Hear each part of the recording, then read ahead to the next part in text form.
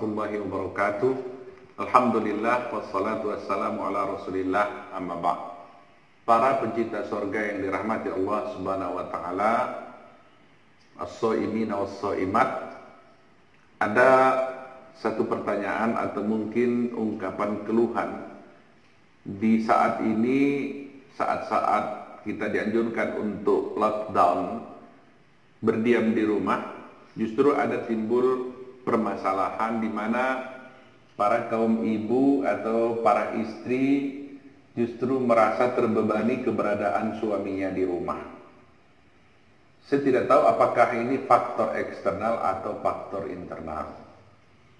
Artinya apakah ini masalah datang dari suami yang sepertinya keberadaannya di rumah ingin mendapatkan pelayanan yang istimewa, bersikap strong, berwibawa dan lain sebagainya, sehingga istri merasa terbebani mendapat tugas dan beban baru untuk memberikan pelayanan maksimal kepada suami, sehingga timbul ungkapan, kalau gini bagus seperti kemarin-kemarin suami nggak ada di rumah. Lebih nyaman suaminya pergi bekerja daripada ada di rumah, karena ketika di rumah merasa menjadi beban. Atau faktor internal, permasalahannya datang dari dalam diri istri atau kaum ibu yang mungkin selama ini ketika tidak ada suami di rumah merasa bebas, mau bermain media sosial, mau ngumpul dengan teman-teman, mau ke sana mau kemari, tidak harus memberikan pelayanan atau menyiapkan berbagai macam kebutuhan suami yang saat ini dirasakan sebagai beban tambahan. Saya tidak tahu apakah permasalahan ini dari internal dari istri atau eksternal dari suami.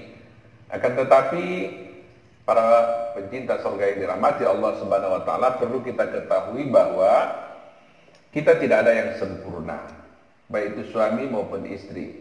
Justru ketidaksempurnaan calon suami dan tidak kesempurnaan calon istri lalu berpadu yang tidak sempurna dengan yang tidak sempurna untuk saling menyempurnakan, untuk saling melengkapi sehingga mendapatkan kesempurnaan, kelengkapan. Jadi bukan mencari kekurangan, tapi saling mengisi kekurangan sehingga terjadi pencukupan dari sebuah kekurangan. Yang kedua, berumah tangga itu merupakan suatu media, instrumen untuk melanjutkan cerita hidup atau mengembangkan keturunan sebagai penerus umat manusia. Yang ketiga, dia juga berfungsi sebagai penataan awal dari sebuah negara besar, yaitu dimulai dari pribadi-pribadi yang ada dalam rumah tangga untuk menata sebuah rumah tangga yang baik. Kemudian rumah tangga yang tertata baik akan melahirkan satu desa yang baik, desa-desa yang baik akan melahirkan satu kecamatan yang baik, dan begitulah seterusnya sampai tatanan sebuah negara yang baik, bahkan dunia yang baik itu dimulai dari rumah tangga. Sebagai basis awal pertama untuk basis makro, dimulai dari yang mikro itu. Itu fungsi. Maka untuk itu menata rumah tangga sebaik-baiknya merupakan satu tugas yang mulia, baik dari pihak suami maupun pihak istri yang akan mendidik, membesarkan anak-anak yang akan lahir menjadi pemimpin-pemimpin masa depan.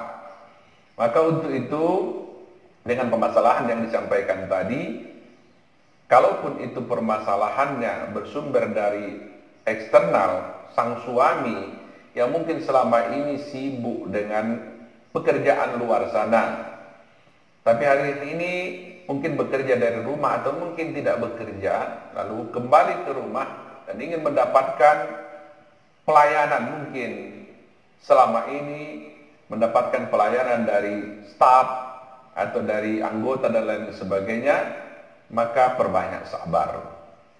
Bahwa di rumah itu bukan menjadi beban baru bagi istri, tapi menjadi pembantu meringankan beban istri. Ingin mengetahui bagaimana selama ini pekerjaan yang dikerjakan istri harus mendidik anak. Pagi-pagi sudah bangun, menyiapkan sarapan. Kemudian setelah disiapkan sarapan, mengurusi pakaian anak-anak yang harus berangkat sekolah dan juga suami. Setelah anak dan suami keluarga berangkat sekolah, juga harus membereskan sisa-sisa tadi sarapan dan lain sebagainya. Kemudian ada lagi cucian yang harus dicuci, nyatrika dan lain sebagainya. Kemudian waktu siang untuk memikirkan makan siang dan menjemput anak-anak. Dan begitulah seterusnya hari-hari yang mereka jalani. Dan sekarang keberadaan suami justru bukan menambah, tapi bagaimana coba meringankan beban yang berat itu. Selama ini kita tahu kita hanya mencari nafkah di luar dan kita merasa itu sudah hebat. Padahal jauh lebih hebat lagi kadang peran istri untuk menata keuangan yang kita cari yang tidak seberapa itu. Artinya seberat apapun kita mencari uang itu, sepertinya lebih berat lagi bagi istri untuk menata uang yang sedikit itu dengan keperluan yang banyak. Maka para suami, teman-teman, rekan-rekan yang hari ini lebih banyak tinggal di rumah, saatnya kita menjadi guru. Bagaimana beban yang dirasakan guru di sekolah? Karena anak-anak hari ini belajar di rumah. Kita berperan menjadi guru. Kita berperan menjadi pembantu rumah tangga untuk meringankan beban kaum istri. Sehingga keberadaan kita di rumah tidak menjadi beban baru bagi kaum istri. Dan kalau permasalahannya permasalahan internal, datangnya memang dari dalam kepribadian kaum ibu, istri yang selama ini mungkin ketika suami tidak di rumah merasa bebas. Tidak banyak yang diurusi. Mau sarapan tinggal beli, yang penting uang dikirim atau uang ada. Setelah itu bisa ngumpul-ngumpul sama teman-teman atau jalan-jalan. Tapi hari ini harus di rumah karena sang suami di rumah, tidak bisa atau berkurang porsi waktu untuk teman-teman karena harus untuk suami. Di sini juga perlu ibu-ibu bersabar bahwa kewajiban untuk mengurus, kewajiban untuk berbakti kepada suami itu merupakan sesuatu pekerjaan yang sangat mulia yang akan menjadi pemberat amal di akhirat, menata rumah tangga, mendidik anak-anak yang akan dicatat sejarah. Di balik orang-orang hebat itu ada wanita hebat, yaitu adalah ibu-ibu. Maka di sini perlu saling bersabar. Suami bersabar, istri bersabar dalam menghadapi situasi yang tidak menentu saat ini akibat virus corona atau COVID-19, sehingga tatanan kehidupan bukan hanya rumah tangga, bahkan negara bisa goyang. Krisis ekonomi bukan hanya rumah tangga, tapi negara juga bisa goyang, bahkan dunia. Maka di sini dituntut untuk kesabaran.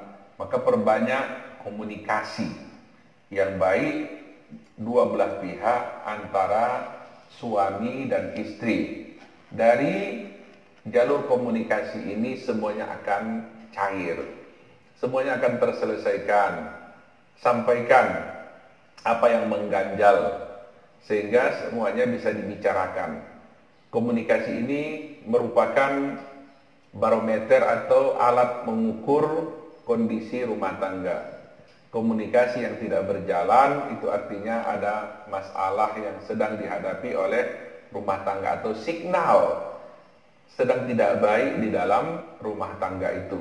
Maka jangan biarkan signal itu terus buruk, maka lancarkan, perbaiki komunikasi dengan komunikasi terbuka, kemudian bahasa yang dipilih, bahasa terbaik, lembut, halus, tidak keras dan tidak kasar.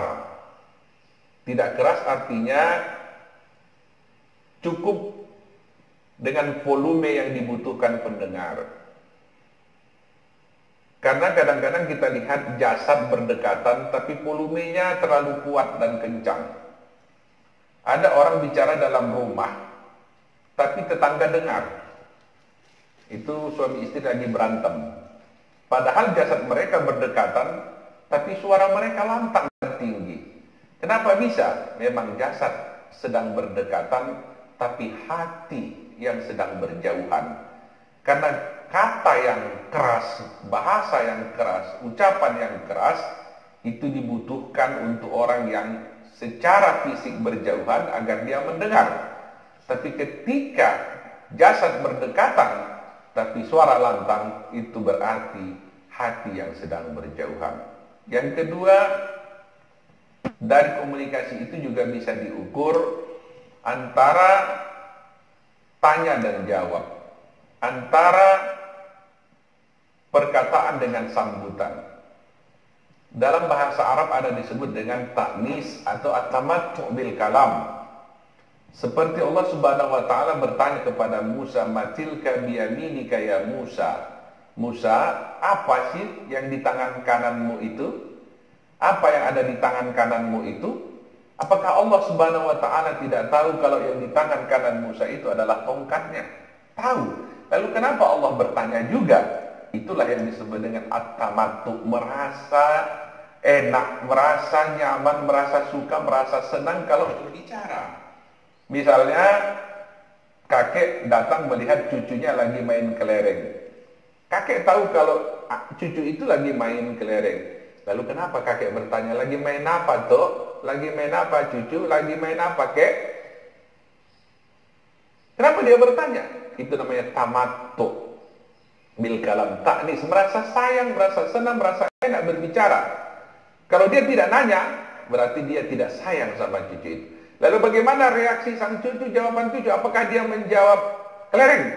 Itu berarti si cucu tidak sayang sama si kakek. Tapi kalau si cucu menjawab seperti Musa alaihissalam menjawab pertanyaan Allah, "Matilka biyaminika ya Musa?" Musa alaihissalam menjawab, "Hiya asaya, hiya asaya. Ya Allah, ini tongkatku ya Allah. Atawakka'u. Ini untuk menopang tubuhku ya Allah. Wa ahushu biha ala ghanami." Dan ini tongkat ini juga digunakan untuk memukuli dedaunan agar berguguran biar ternak-ternak kambingku bisa memakan dedaunan itu ya Allah. Wa liya fiha ma'aribu ukhra. Dan banyak lagi Allah kegunaan tongkat ini bagi diriku. Lihat, satu pertanyaan dijawab panjang. Kalau si cucu tadi menjawab, ini kelereng tok, kami beli kemarin di mall, banyak kelerengnya tok. Nah, itu berarti jawaban yang panjang pertanda si cucu senang berbicara dengan si kakek. Dan dalam rumah tangga ini juga antara tanya dan jawab, perkataan dan sambutan ini menjadi penentu bagaimana enaknya berbicara satu sama lain. Itu juga pertanda bahwa ada keakraban, ada cinta, ada mawaddah, ada warahmah. Maka perbaiki saat ini adalah komunikasi dua belah pihak antara suami dengan istri. Perbanyak sabar, tawakal kepada Allah Subhanahu wa taala. Kita kembali, untuk apa kita membangun rumah tangga ini? Kita kembali kepada niat awal, jangan pernah kita lupakan. Demikian penjelasan, mudah-mudahan bermanfaat. Billahi taufiq wal hidayah wal 'afwu minkum. Wassalamualaikum warahmatullahi wabarakatuh.